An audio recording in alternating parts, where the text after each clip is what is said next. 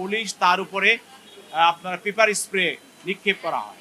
আপনারা জানেন যে এইটা একটি মারাত্মক ধরনের স্প্রে, যেটা মরিচের গুঁড়া দিয়ে তৈরি করা হয়। তাদের উদ্দেশ্য ছিল এই পেপার স্প্রে দিয়ে দেশনেত্রী বেগম খালেদা জিয়াকে হত্যা করা। হামলার আসামি হলেন সৈয়দ জগলুল পাশা, সাবেক যুগ্ম সচিব, জনপ্রশাসন মন্ত্রণালয়। আপনারা জানেন যে গত 29/12/2013 সালে সাবেক তিনবারের সফল প্রধানমন্ত্রী এবং বিএনপির সাবেক চেয়ারপারসন দেশনেত্রী বেগম খালেদা জিয়া মার্চ ফর ডেমোক্রেসির একটি ডাক দিয়েছিল।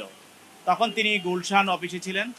গুলশান অফিস থেকে যখন তিনি সকালে বেরোতে চেষ্টা করেন, তখন তাকে সেখানে তার গেট বন্ধ করে দেওয়া হয় এবং গুলশান অফিসের চতুর্দিকে বালু ট্রাক দিয়ে তাকে অবরুদ্ধ করে রাখা হয়। এবং উনি যখন গেটের উপরে দাঁড়িয়েছিলেন, তখন পুলিশ তার উপরে আপনার পেপার স্প্রে নিক্ষেপ করা হয়। আপনারা জানেন যে এইটা একটি মারাত্মক ধরনের স্প্রে, যেটা মরিচের গুঁড়া দিয়ে তৈরি করা হয় এবং সেটা দক্ষিণ কোরিয়া থেকে ফ্যাসিস্ট হাসিনা আমদানি করেছিল আন্দোলনকারীদের প্রতি নিক্ষেপ করার জন্য। এই পেপার স্প্রে নিক্ষেপের ফলে তখন মানুষ দম বন্ধ হয়ে ওই সময় যে কোনো লোক মারা যায় বা মারা যেতে পারে। তাদের উদ্দেশ্য ছিল এই পেপার স্প্রে দিয়ে দেশনেত্রী বেগম খালেদা জিয়াকে হত্যা করা।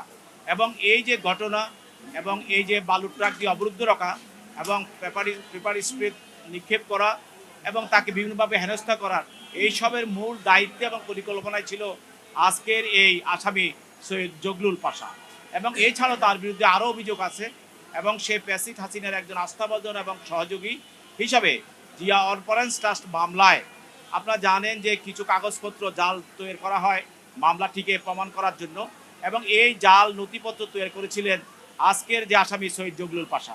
এবং তিনি এই জাল কাগজপত্র তৈরি করে শুধু ক্ষান্ত হননি, তিনি আদালতে দাঁড়িয়ে দেশনেত্রী বেগম খালেদা জিয়ার বিরুদ্ধে মিথ্যা সাক্ষ্য দিয়েছিলেন। অতএব এই মামলায় যেহেতু সে এজাহার নামী আসামি, এই ঘটনার সঙ্গে সে তার সম্পৃক্ত আছে, তদন্তকারী কর্মকর্তা আজকে তাকে আদালতে উপস্থাপন করে 10 দিনের রিমান্ড প্রার্থনা করেন। এবং আমরা প্রসিকিউশন পক্ষ থেকে আমরা মামলার তদন্ত এই রিমান্ডের পক্ষে যুক্তি উপস্থাপন করি। তার পক্ষে তার আইনজীবীরা ছিল, তারাও তাদের বক্তব্য উপস্থাপন করে। উভয়ের বক্তব্য শোনার পর তাকে আরও জিজ্ঞাসাবাদ করার জন্য বিজ্ঞ আদালত 7 দিনের রিমান্ড মঞ্জুর করে তাকে তদন্তকারী কর্মকর্তার হেফাজতে প্রদান করেন।